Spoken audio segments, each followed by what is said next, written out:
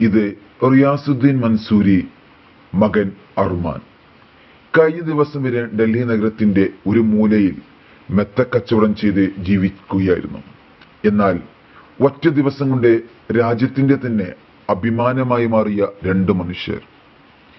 നിരവധി മനുഷ്യർ വെന്തുമരിച്ച മഹാദുരന്തമായിരുന്നു കഴിഞ്ഞ ദിവസം ഡൽഹി മാളവ്യ നഗരിൽ നടന്ന തീപിടുത്തം.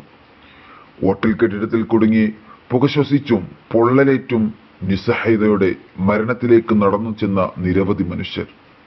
മരണത്തെ മുഖാമുഖം കണ്ട ഭീകര നിമിഷങ്ങളിൽ ജീവൻ രക്ഷിക്കാൻ ഹോട്ടൽ കെട്ടിടത്തിന്റെ മുകളിൽ നിന്നും താഴേക്ക് ചാടി ജീവിതം അവസാനിക്കേണ്ടിവന്ന ചില മനുഷ്യർ. ഈ ദുരന്ത ചിത്രത്തിലേക്കായിരുന്നു തൊട്ടടുത്ത് കിടക്ക കച്ചവടം നടത്തിയിരുന്ന റിയാസുദ്ദീൻ മൻസൂരിയുടെയും തന്റെ മകന്റെയും കണ്ണു പതിക്കുന്നത്. കെട്ടിടത്തിന് മുകളിൽ കുറെ മനുഷ്യർ ജീവന് വേണ്ടി യാചിക്കുന്നു. മനുഷ്യരാണ്, ജീവനുകളാണ്, നഷ്ടപ്പെട്ടാൽ വീണ്ടെടുക്കാൻ സാധിക്കാത്തതാണ്. രണ്ടാമതൊന്നും ആലോചിക്കാൻ നേരമില്ലാതെ നിമിഷങ്ങളായിരുന്നു അത്.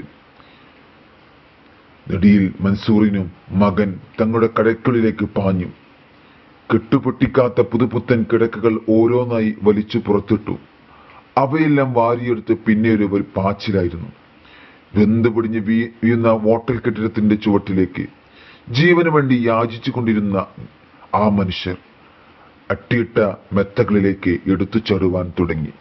അങ്ങനെ ഓരോ മനുഷ്യരും ഒരു പോറൽ പോലും ഏൽക്കാതെ രക്ഷപ്പെട്ടു. ഒരു പറ്റം പുതിയ ജന്മങ്ങൾ.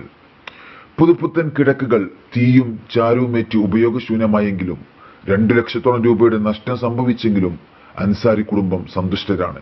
കാരണം ഒരു പറ്റു മനുഷ്യർക്കാണ് അവർ പുതുജന്മം നൽകിയത്.